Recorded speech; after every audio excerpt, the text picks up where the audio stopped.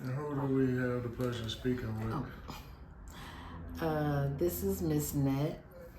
Tell us what's been going on since the last time we talked to you, Miss Net. The last time you talked to me, I was getting ready to retire. And it's been one whole year. I retired February 1st of 2024. It's almost February 1, 2025. And I retired, but just for a little while. I'm actually working part-time again. That's what we retirees do. We go back to work. But anyway. What else been going on with you? Been going on, just work. I mean, you just do your hustle. You do what you need to do. I'm divorced, so I don't live alone right now. I got my niece and nephew, but I'm the sole breadwinner. So you got to keep a roof over your head. So you got to work. You got to make money. And that's what I try to tell people in the position that I'm in, working in human resources. They complain. It's like, well, ain't no job gonna be easy. Ain't no job gonna be where you just love to come to work. That's a lie. You can tolerate it, but you gotta make your money and just do what you gotta do until something else come along if it's that bad. But always try to make your money and keep your roof over your head. How long did you work before you retired? How many years did you have under your belt? I've been working in the same agencies for 26 years. I might not look as old as I am. I ain't gonna tell my age, but it's close to Social Security. But, one thing I need to say is that I just thank God that I'm where I am today. Because where I came from, everybody's got a story, but it could have been a lot worse considering my upbringing. My mom being a single mom, no job, she was disabled, so we hardly had any money, lived poorly. I've lived in shelters. I've lived with my mom with men she was dating or men she wasn't dating just to keep a roof over our head. So I've been exposed to a lot. And it makes you grow up really, really fast because you look at your environment and you're like, you turn into a hustler at a young age because it's about survival. And, I didn't have to sell drugs, thank God. But the survival part is nobody's going to hand you anything, especially when you don't have anything. And, we've had to go to food pantries for food, that sort of thing. And I thought about, I don't want to live this kind of life. And I didn't blame my mom because she couldn't do no better. She couldn't work. She was disabled. She didn't really have no income, but I kind of, couldn't get mad at her because you should have a job and take care of your family. So I felt like I had to do it. And, that's hard on a kid being 10, 11 years old, worrying about how you're going to eat, how you're going to survive. And I developed an ulcer at a young age. And one day I was just home and I just felt really, really dizzy and I just fell out. I fainted. And my mom rushed me to the hospital and they said, your daughter almost died. She has a peptic ulcer. And what they did, they said, they took my mom. Social workers and everybody came in. I'm surprised I'm still with my mom, but they took her. They said, what is going on with an 11-year-old child? They said, this is a grown man's disease. They said, men 40 and up have peptic ulcers for worrying. What is she worrying about as an 11-year-old child? And they questioned my mama, why was I worried? And she told them, she was like, I didn't know she was worried. They said, you have to be careful what you say around your kids because they listening. She would be talking and I'll be right there because I was grown. So I might not have said nothing, but I heard everything. I don't have no money to eat. And I took all that in. And I thought, well, how can I help my mom? But it turned into internal worrying.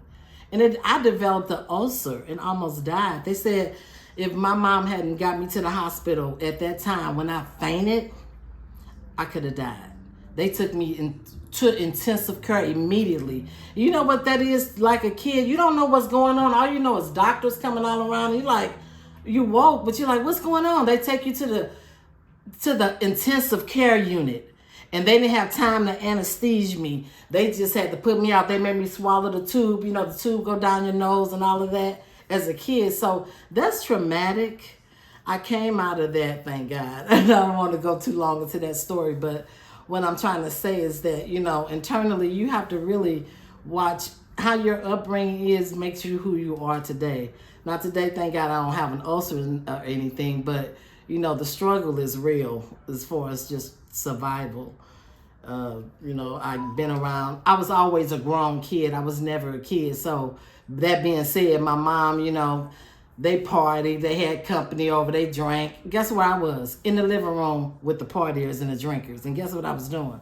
Sipping on some scissor at 8 years old. And my mom was like, get out of here, get out of here. And I was such a friendly, laid back kid. They'd be like, oh, let Lornette stay here. They don't know, let Lornette stay here. Lornette was drinking. So developing those type of habits at 11, 12, 13 years old, that takes you through a journey, a different kind of journey. And one drug leads to another drug. You get off into smoking. Some of us, I'm just saying, my journey. And you cannot grow up too fast on those streets. I mean, I wasn't in the streets, but I developed a lot of habits. That could have killed me to this day. Got hooked on crack with a boyfriend. Somebody always introduces you. It ain't as innocent as it always seems. And I can't say, you can blame somebody, but you make a choice of what you want to do. And thank God I'm not doing crack or anything to this very day. That's another story. How long were you dealing with that? Probably about probably about 10 years. How did that affect your life during that 10-year I lost jobs doing that, because as you progress into that type of thing, you might start off innocent. Like I was introduced innocently. Oh, it's okay. You smoke weed and put this little bit in your weed, so it gradually builds you up, and then it turns into, oh, come on and try smoking it for a change. So from putting it in your weed to smoking it, that's a whole nother level. And I was introduced like that, and I even snorted.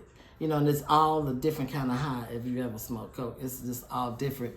But the way you be introduced, so you choose your poison, really. But the one thing about that crack, though, once you start and that gets in your system, it's kind of, you start chasing thinking you can handle it, but it starts handling you. As you think you want it, but you think you need it. I have waited up for the dope man. I mean, in the middle of the wee mornings, he going to work, I'm waiting on him so I can get me another little piece. It gets dangerous, and when that becomes more important than food or work, it's a problem. It's a problem. So when I looked at that, I looked at death in the face one day, and I said, do you want to continue to do this? Because you're going to die. Something told me I'm killing myself. And that's when I really woke up and I said, I can't smoke crack. I can't do this because this is a spiral. I had I could say a good federal job that I lost because of attendance. Because you want to get high. You didn't go to work. You be late. Now that I'm in a position that I am, I work in human resources, and I see when people struggling and stuff with their attendance. Not saying everybody on drug because their attendance. I try to help them and bring them to awareness and say, hey, whatever's going on, if you need help, get it, because you're going to lose your job. Nobody told me they just fired me. Nobody gave me no warning. I just spiraled down. Now, you can help somebody. You see somebody having a bad attendance, you'll write them, but when it comes to crack, sometimes it depends on what's more important to you, So at the time, so I took a fall for it. We appreciate you sharing with us, Ms. Lornette, but if you have anything, what would you tell a young person who's thinking about walking on that wild side with toxic substances, thinking, oh, it's no big deal, I can handle it? What kind of advice would you give them from your perspective? Well, I'm going to tell you from personal experience and not just as putting it out there. I have a niece that I'm raising. And what I do with her, she graduated this year. Thank God for her auntie that came and had her live with me because of her home environment. I'm not going to get all into that. But what I try to tell her, she's not a drinker or a smoker, really. But she's starting to tamper with some things, and I say, leave it at that. She's not a drinker. So don't start trying to do something to be the in crowd. If you're not feeling it, don't do it. What they say, just say no. Yeah, you can say no because it ain't for everybody. Like, she ain't not a drinker. She see her daddy drinking, acting crazy. She see alcohol in her life. She don't want to drink, and I'm glad. And then when she tried to drink, she couldn't. I was like, don't. And that goes the same with drugs, you know. She can tamper off into a little weed or whatever, but leave it at that. Don't let nothing take control of you. And certain drugs will take control of you. You think you can handle it, but don't ever think you can handle everything that you know nothing about.